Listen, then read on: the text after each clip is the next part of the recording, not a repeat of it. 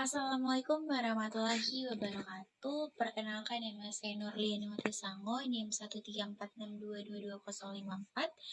Saya dari kelas Remik B semester 3. Di sini saya akan memenuhi tugas UTS dari Ibu Lilis Handayani SKM MKes. Nah, pada kesempatan kali ini saya akan menjelaskan materi mengenai analisis kualitatif. Untuk itu, sebelum masuk kepada pembahasan, saya akan membahas kembali apa itu tentang rekam medik. Oke, jadi apa itu rekam medik? Rekam medik adalah berkas yang berisikan tentang catatan dan dokumen tentang identitas pasien, pemeriksaan, pengobatan, tindakan, dan pelayanan lain yang diberikan kepada pasien. Kemudian pengumpulan data rekam medik ini dilakukan mulai pada saat pasien diterima hingga keluar dari rumah sakit dengan segala macam tindakan maupun pengobatan yang telah diberikan oleh dokter maupun tenaga medis lainnya. Berikut terdapat beberapa jenis dari rekam medik. Yang pertama itu ada rekam medik dalam jenis rawat jalan. Nah, rekam medis rawat jalan ini adalah pelayanan medis yang diberikan kepada pasien dengan tujuan sebagai pengamatan diagnosis, pengobatan, rehabilitas, dan pelayanan kesehatan lainnya tanpa mewajibkan seorang pasien tersebut diinapkan. Selanjutnya, rekam medis pasien rawat jalan ini berisikan mulai dari identitas pasien, tanggal dan waktu perawatan, kemudian apa saja keluhan serta riwayat penyakitnya, serta juga terdapat dari hasil pemeriksaan fisik dan penunjang medis yang dimana terdiri atas dari diagnosis, kemudian ada rencana pengobatan, kemudian terdapat juga tindakan atau pelayanan lain yang telah diberikan kepada pasien sesuai dengan indikasi yang dialami oleh pasien. Kemudian yang kedua itu ada jenis rekam medik rawat inap atau biasa juga kita kenal dengan namanya OPNIM. Nah, rekam medis rawat inap ini adalah proses pelayanan kesehatan yang diberikan kepada pasien oleh tenaga kesehatan profesional yang dimana pasien ini diinapkan di ruangan di rumah sakit. Yang selanjutnya, rekam medis pasien rawat inap tersebut berisikan mulai dari identitas pasien, tanggal dan waktu, kemudian ada terdapat juga hasil dari anamnesa atau keluhan yang dirasakan oleh pasien pada saat ia masuk ke rumah sakit, serta riwayat penyakit yang dialami oleh pasien sebelumnya. Kemudian bukan hanya itu saja, terdapat dari hasil pemeriksaan fisik serta hasil penunjang medis yang telah dilakukan. Kemudian terdapat juga hasil yang berisikan tentang diagnosis medis yang telah ditulis oleh dokter, yang dimana diagnosis tersebut terdapat sebuah rencana penata laksanaan, kemudian ada pengobatan atau tindakan, serta persetujuan tindakan pencatatan observasi klinis, di mana hasil pengobatan tersebut dapat ditulis dalam dokumen rekam medis, lalu diringkas menjadi suatu hasil tindakan pada saat pasien tersebut akan kembali pulang ke rumah. Nah, analisis rekam medis atau pengisian pencatatan rekam medis ada kemungkinan besar akan terjadi suatu ketidaklengkapan atau tidak sesuai dengan ketentuan dari yang kita inginkan. Nah, hal ini dapat disebabkan oleh beberapa faktor. Yang pertama itu ada pelaksanaan pendokumentasian yang dilakukan oleh banyak pemberian pelayanan kesehatan. Nah, yang kedua itu ada rekam medis yang diciptakan sebagai aktivitas sekunder yang diiringi oleh jalannya pelayanan pasien, maka pendokumentasiannya bisa saja tidak seakurat dan tidak selengkap yang diterapkan atau yang diinginkan oleh petugas rekam medik. Kemudian yang ketiga itu adanya kesibukan seorang dokter, sehingga penulisan catatan bisa saja terjadi kesalahan, akibatnya terburu-buru, sehingga hal ini sulit untuk dibaca oleh petugas. Nah, kemudian yang faktor keempat itu seorang perawat yang sibuk melayani panggilan pasien menjadi lupa untuk mencatat hal-hal yang berkaitan dengan pengobatan pasien yang telah diberikan oleh petugas. Kemudian pada saat melakukan pencatatan pendokumentasian, tidak lupa kita harus menganalisis rekam medik yang telah kita buat. Nah, untuk itu sebelumnya kita akan membahas mengenai tentang analisis. Nah, analisis atau biasa juga disebut dengan analyzing merupakan suatu unit rekam medik atau biasa disingkat dengan URM. Berfungsi sebagai penganalisis dan pelapor dalam sistem pelayanan rekam medik sebagai penganalisis semua data rekam medis saat dia masuk ke unit untuk diolah menjadi suatu informasi yang disajikan dalam laporan guna pengambilan keputusan dalam manajemen rumah sakit. Agar rekam medis tersebut tidak terjadi seperti di atas, maka harus dilakukan kegiatan penganalisian atau pengkajian dari isi medis atau hasil dari pendokumentasian sehingga rekam medis itu dapat digunakan atau mempunyai nilai guna seperti administration, legal aspek, kemudian ada finansial, research, education, documentation, public health, planning, serta sebagai juga marketing. Kemudian analisis dari pendokumentasian rekam medis yang telah digunakan atau setelah pasien pulang, baik itu untuk rawat jalan maupun rawat inap, terdapat 3 jenis analisis, yaitu ada analisis kuantitatif, ada analisis kualitatif, dan juga terdapat analisis statistik. Ada hal yang perlu untuk kita ketahui waktu dalam melakukan suatu analisis itu ada 2 cara. Yang pertama, retrospektif analisis, yaitu analisis yang dilakukan setelah pasien tersebut pulang.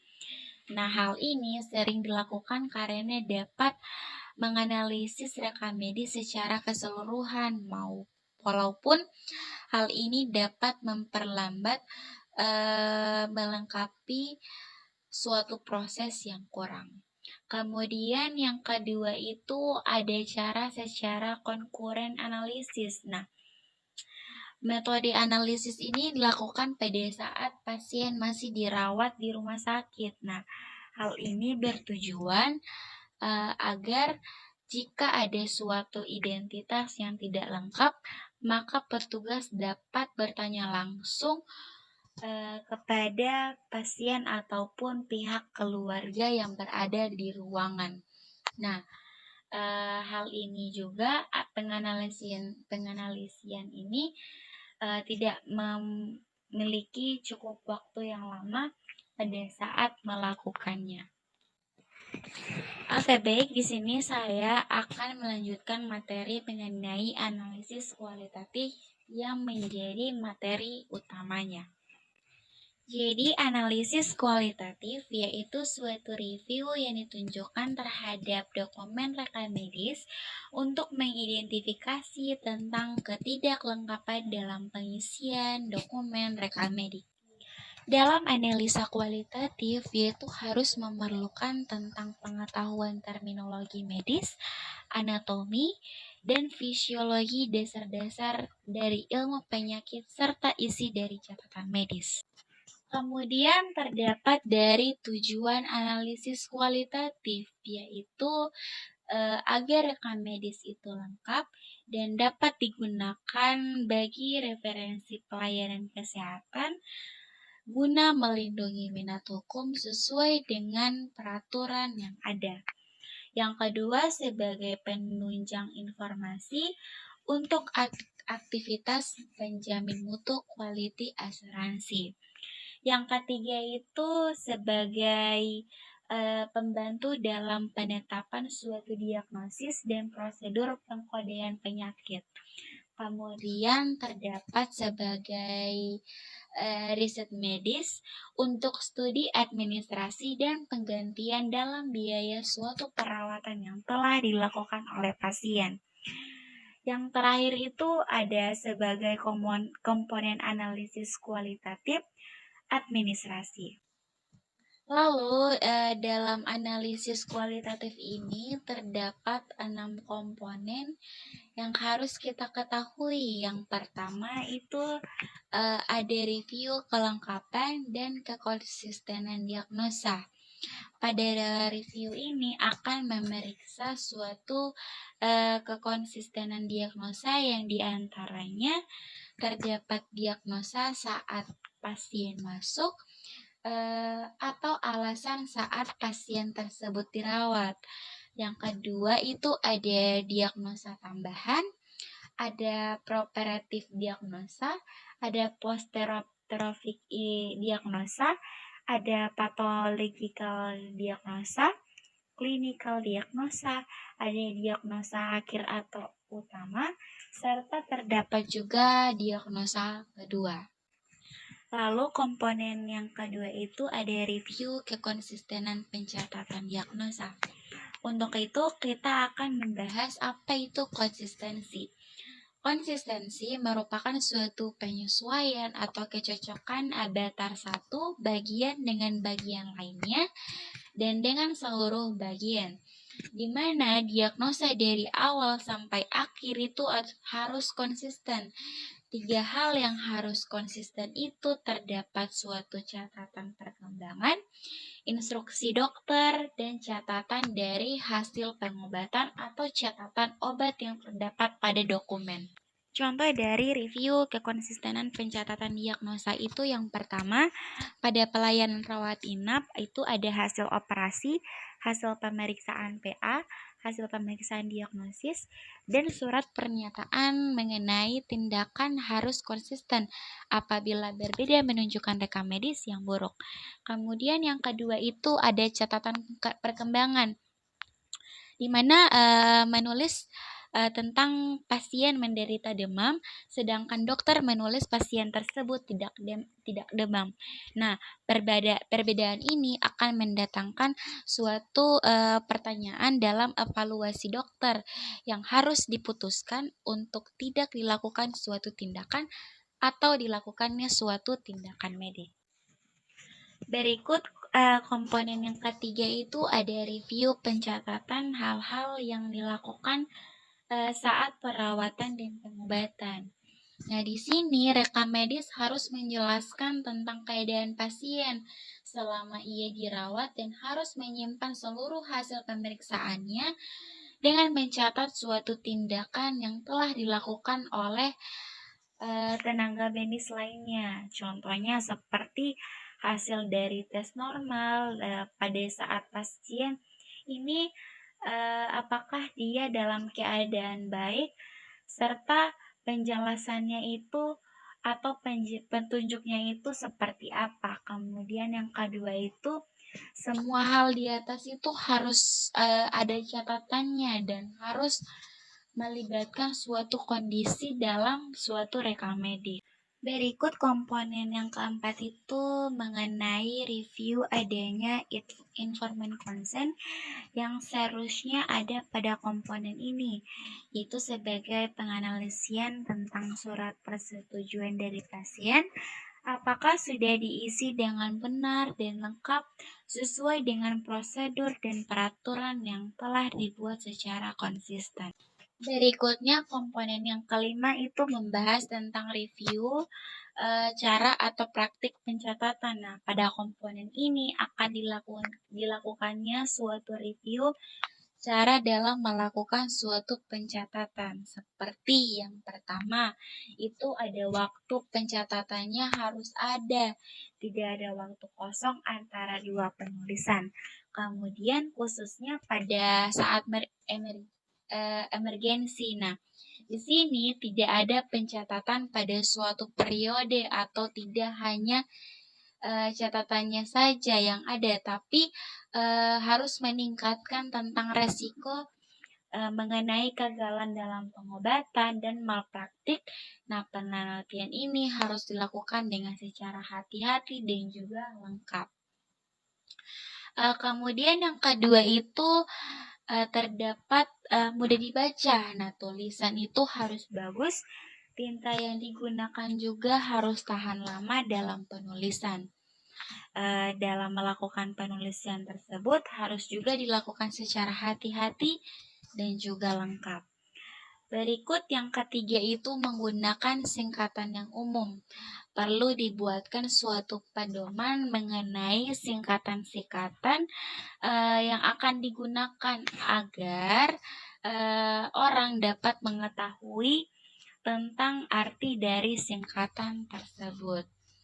Kemudian yang keempat itu adanya tidak menulis atau komentar hal-hal yang tidak kaitannya dengan hasil pengobatan pasien, seperti adanya penghinaan ataupun kritikan yang dapat membuat suatu kesalahan yang berpotensi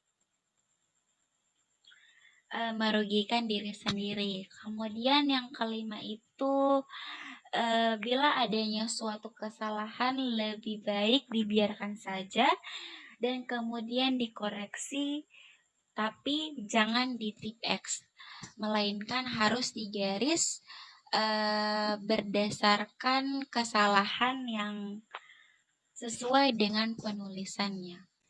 Oke, baik, review komponen yang terakhir ini membahas tentang review yang berpotensi menyebabkan tuntutan ganti rugi. Nah, rekam medis ini harus mempunyai semua catatan yang mengenai tentang kejadian yang menyebabkan tuntutan kepada institusi pelayanan kesehatan, baik oleh pasien maupun oleh pihak ketiga. Berhubung masih memiliki banyak waktu, di sini saya akan membahas sekaligus mengenai analisis kuantitatif. Baik, analisis kuantitatif adalah analisis yang membahas tentang telaah atau review bagian tertentu dari isi rekam medis dengan maksud menemukan suatu kekurangan khusus yang berkaitan dengan pencatatan rekam medik. Berikutnya, jadi analisis kuantitatif ini menurut penulis dapat disebutkan juga sebagai analisis ketidaklengkapan baik dari segi formulir yang harus ada maupun dari segi kelengkapan pengisian semua item pertanyaan yang ada pada formulir sesuai dengan pelayanan yang diberikan kepada pasien. Tenaga rekam medis yang melakukan suatu analisis kuantitatif itu harus tahu atau dapat mengidentifikasi, mengenal, kemudian dapat menemukan bagian yang tidak lengkap ataupun yang belum tepat tentang pengisian yang ada pada formulir tersebut, seperti ada jenis formulir yang digunakan, kemudian ada jenis formulir yang harus ada, kemudian orang yang berhak mengisi formulir rekam medis tersebut, kemudian orang yang harus melegalisasi tentang penulisan dalam dokumen rekam medis tersebut. Selanjutnya masuk ke tujuan dari analisis kuantitatif. Nah, ini terdapat 4 tujuan dari analisis kuantitatif. Yang pertama, menentukan sekitar ada kurangnya agar dapat dikoreksi dengan segera pada saat pasien masih dirawat dan item kekurangan belum terlupakan untuk menjamin suatu aktivitas kegunaan dari isi rekam medis di kemudian hari. Yang dimaksud dengan koreksi ini ialah perbaikan sesuai dengan keadaan sebenarnya yang terjadi. Berikutnya tujuan yang kedua itu untuk mengidentifikasi bagian yang tidak lengkap, yang tidak mudah dapat dikoreksi dengan adanya suatu prosedur sehingga rekam medis ini menjadi lebih lengkap dan dapat dipakai untuk pelayanan pada pasien, melindungi dari kasus hukum, memenuhi peraturan dari memenuhi peraturan dan untuk menganalisa sebuah statistik yang akurat. Kemudian tujuan yang ketiga itu kelengkapan rekam medis ini harus sesuai dengan peraturan yang diterapkan dalam jangka waktu perizinan, kemudian ada akreditasi serta keperluan tentang sertifikat lainnya. Berikutnya untuk tujuan yang terakhir itu sebagai mengetahui hal-hal yang berpotensi untuk membayar sebuah ganti rugi. Berikut kita akan membahas mengenai tentang komponen analisis kuantitatif. Nah, pada komponen ini terbagi menjadi 4 komponen. Yang pertama sebagai memeriksa tentang identifikasi pasien pada setiap lembar rekam medis. Nah, di sini terbagi atas setiap lembar rekam medis harus ada identitas pasien yang dimana tertera nomor rekam medis, nama dan lainnya. Bila ada lembaran rekam medis yang tanpa identitas itu harus direview untuk menentukan milik siapa lembar tersebut. Kemudian yang kedua ini dalam hal ini dengan concurrent analysis itu akan lebih mudah untuk dilakukan daripada retrospective analysis. Kemudian komponen yang kedua itu terdapat adanya semua laporan yang penting di mana terdiri atas pada komponen ini akan memeriksa suatu laporan-laporan dari kegiatan pelayanan yang diberikan atau tidak adanya pelayanan yang diberikan. Nah, yang kedua itu ada laporan yang ada di rekam medis seperti laporan umum itu terdiri atas lembar riwayat pasien, kemudian ada pemeriksaan fisik, catatan perkembangan, observasi klinik, dan juga terdapat ringkasan dari penyakit pasien. Berikutnya itu ada laporan khususnya juga. Nah, laporan khusus ini terdiri atas laporan operasi, ada laporan anestesis, serta hasil-hasil dari pemeriksaan lab yang dilakukan oleh pasien. Kemudian yang ketiga itu terdapat dalam laporan tersebut sebuah laporan pencatatan yang dimana terdapat tanggal dan jam pencatatan yang menjadi suatu hal yang penting pada saat melakukan suatu tindakan yang dimana itu merupakan suatu lembar riwayat pasien pemeriksaan yang harus diisi secara berkala atau 24 jam sudah pasien masuk secara rawat inap. Maka hal ini harus lengkap dan harus dilakukan sesuai analisis ketidaklengkapan dengan cara konkuren karena kalau tidak dengan retrospektif pemeriksaan tersebut yang tidak lengkap atau tidak diketahui itu setelah pasien pulang sehingga sedangkan untuk aturan pemeriksaan fisik itu harus diisi sebelum 24 jam sehingga rekam medis tersebut tidak dapat dilengkapi lagi atau disebut dengan defisiensi. Kemudian review yang ketiga itu review autentikasi. Nah, di mana review autentikasi ini terdiri atas pada komponen analisis kuantitatif itu memeriksa autentifikasi dari pencatatan berupa tanda tangan, kemudian nama yang jelas termasuk cap atau stempel atau seperti kode seseorang untuk melakukan suatu verifikasi. Nah, kemudian dalam penulisan nama ini harus jelas, harus ada titel, kemudian gelar dari profesional seorang dokter yang melakukan suatu perawatan pada pasien. Kemudian yang kedua ini dalam autentifikasi ini tidak boleh ada tanda tangani oleh orang lain selain dari penulisan, kecuali bila ditulis oleh seorang dokter jaga atau mahasiswa, maka ada tanda tangan si penulis ditambah dengan concurrent design oleh supervisi dengan tulisan yang telah direview dan dilaksanakan atas instruksi dari seorang pemeriksa. Kemudian telah diketahui juga.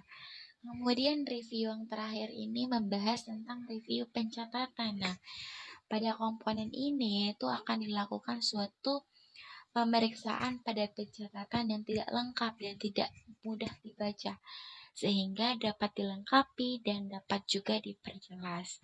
Kemudian yang kedua ini memeriksa baris berbaris dari bila barisan yang kosong digaris agar tidak diisi belakangan atau tidak diisi dengan hal lain.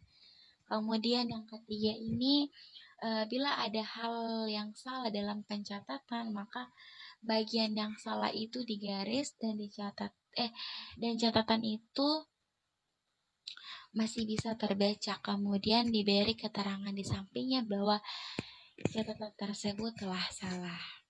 Jadi itu merupakan pembahasan mengenai tentang analisis kuantitatif dan juga kualitatif. Nah, di mana seorang perekam medis itu sangat penting dalam melakukan suatu penganalisian dalam suatu rekam medis. Nah, agar nantinya pada saat pasien kembali masuk ke rumah sakit ataupun puskesmas itu data-datanya itu masih tersimpan dengan baik dan juga rapi agar nantinya tidak terdapat suatu terjadi suatu pengarsipan atau penduplikasian atau tercecernya suatu dokumen atau dokumen yang sulit dibaca pada saat ada dokter baru atau petugas baru yang melakukan suatu pemeriksaan itu ada suatu bukti yang sangat jelas dengan suatu pencatatan yang jelas dalam suatu berkas rekam medis milik pasien. Nah, mengapa itu sangat pentingnya dalam melakukan suatu penganalisian berkas rekam medis. Nah,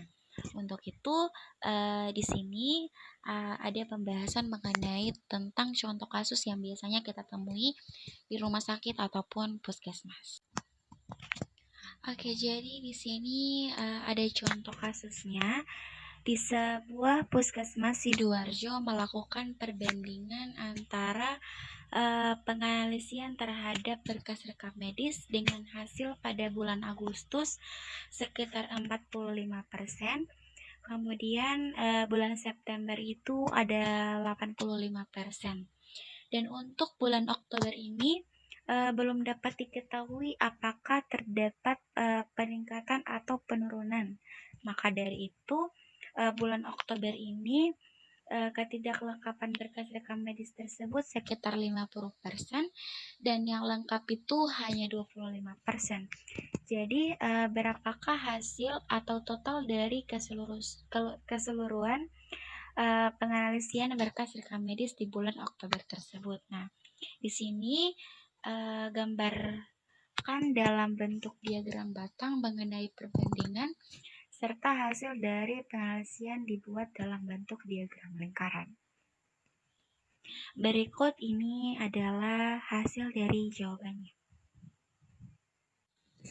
Jadi ini ada jawaban dari hasil penganalisian berkas rekam medis di bulan Oktober itu yang ketidaklengkapan itu ada sekitar di 50%.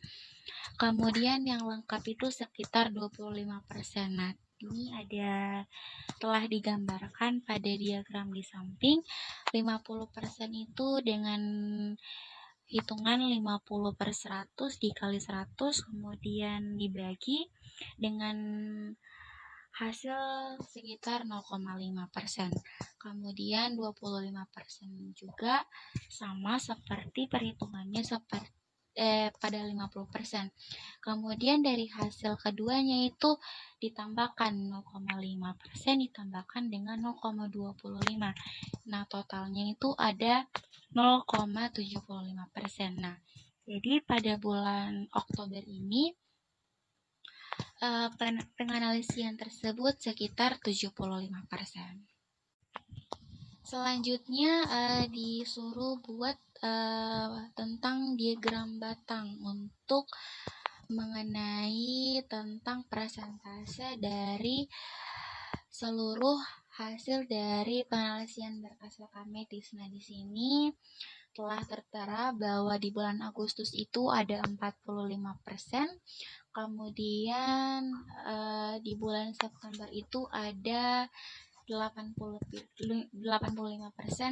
serta bulan Oktober ada 75%. Nah, dapat disimpulkan bahwa dari bulan Agustus, September, dan juga Oktober itu sempat adanya peningkatan. Kemudian pada bulan Oktober itu terdapat penurunan dari pemeriksaan penganalisian berkas rekam medis.